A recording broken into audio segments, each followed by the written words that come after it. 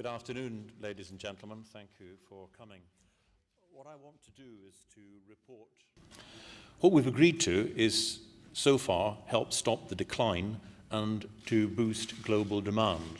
And we believe that substantial progress is now being made.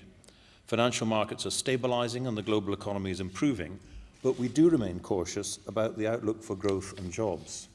We're particularly concerned about the income and impact, rather, on many low-income countries.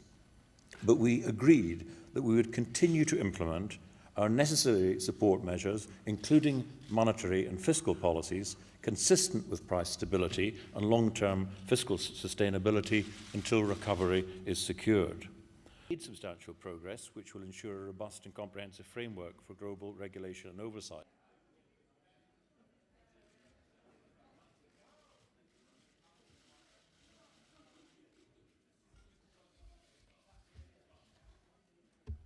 Okay, good afternoon. My thanks and compliments to Chancellor Darling. The financial system is showing signs of repair. Growth is now underway.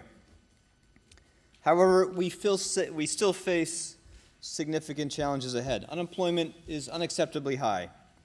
Conditions for a sustained recovery led by private demand are not yet established.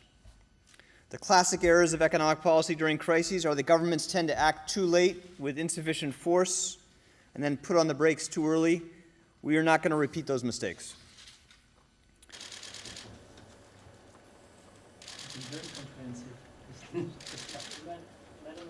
We agreed that there should be international standards concerning the structure of compensation, concerning the deferred payment, concerning the clawback, concerning the variable part of the compensation, with a clear objective to limit risks and to take into account long-term proposals.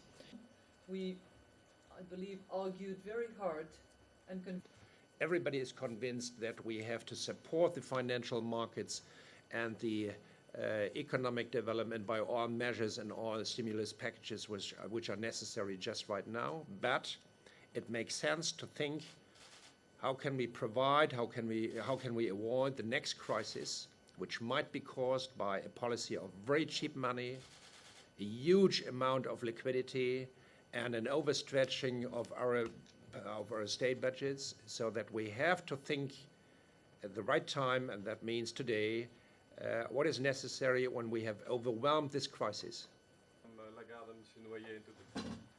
Room next door.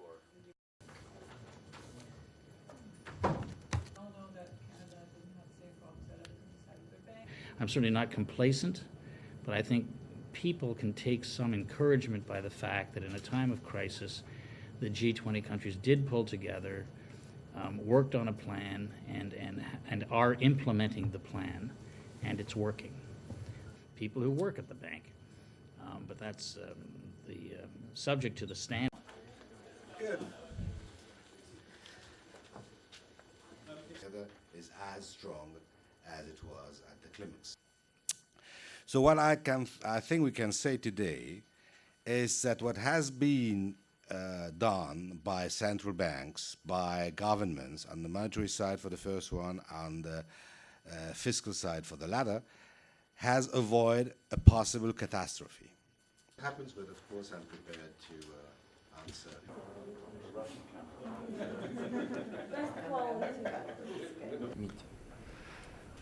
Ну, я считаю, сегодня хороший результат получен, прежде всего в оценке нового этапа развития мировой экономики.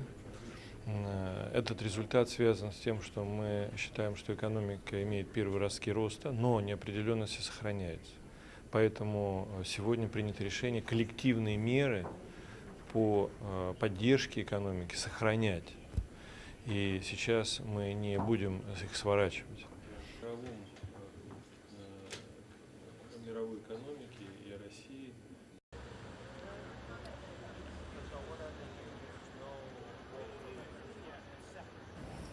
Definitely Oxfam thinks that the G20 could have done much more this weekend for the poorest countries. These are the countries that are being hit really hard by this financial crisis. A crisis that was caused by bankers in rich countries. Why should babies in Africa pay for the bankers' folly? G20 should have done much more.